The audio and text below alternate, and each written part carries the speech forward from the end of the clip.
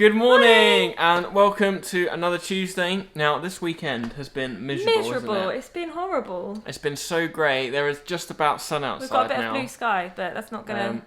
I don't think that's going to last very long. But we're recording this Sunday afternoon, and so yesterday it was just raining all day and heavy, and...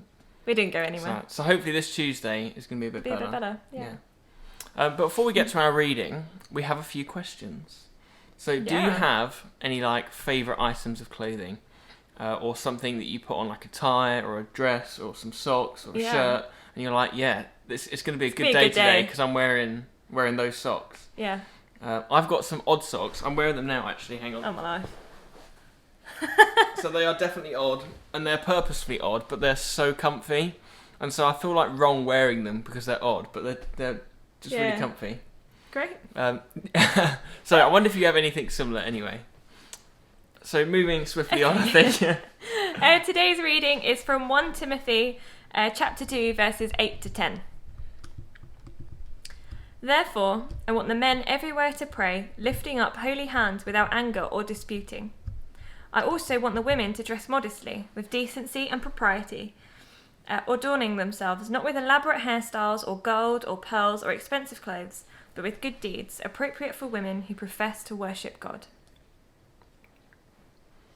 So this passage can seem quite controversial, but upon digging in a bit deeper, I think it's actually quite simple and applicable to everyone, not just women that Paul is talking about.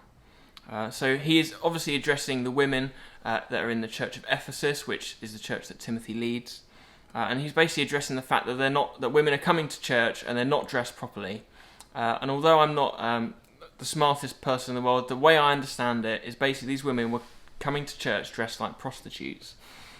So I'm sure that you think that's probably not the best way to be dressing coming to church, and I'm sure that Paul, if this had been men dressing in such a way, he'd have been writing to them as well. Mm-hmm. And in 2020, we don't all wear our Sunday best anymore. We don't all come to church looking as absolutely spick and span as we can, and we're often used to seeing worship leaders with holes in their jeans.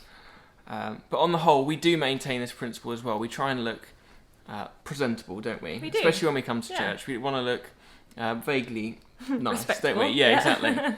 And this obviously isn't just in church. This is in all aspects of our life. I wouldn't go to a wedding or a funeral dressed in jogging bottoms and trainers. And I wouldn't do PE with Joe Wicks in a suit and tie. No. You'd all look at me thinking I was ridiculous in either of those situations. And so Paul is simply asking Timothy, as the leader of the church in Ephesus, to enforce and have a think about this principle. But further to this, we're not just asked to dress properly, but to dress ourselves properly spiritually with our good deeds, appropriate for those who profess to worship God. So how do we all spiritually dress ourselves?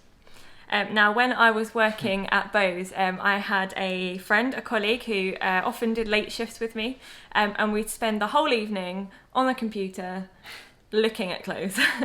Now, he was terrible. He'd show me all of the things that he'd want to buy.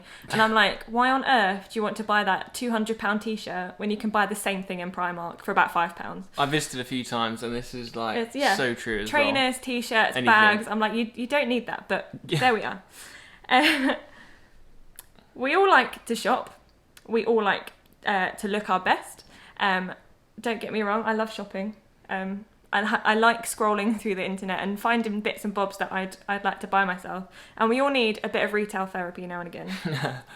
But what if we spent a little less time on material dress and a little bit more time on our spiritual dress? Spiritually, do we wear jogging bottoms and trainers to weddings? Or do we wear our suits to the gym? Or do we wear our good deeds and our spiritual goodness on a daily basis? So there you go. Those are some of our thoughts from hopefully not too controversial a passage. Have a wonderful Tuesday, Have a great Tuesday. And we'll see you next week. Bye. Bye.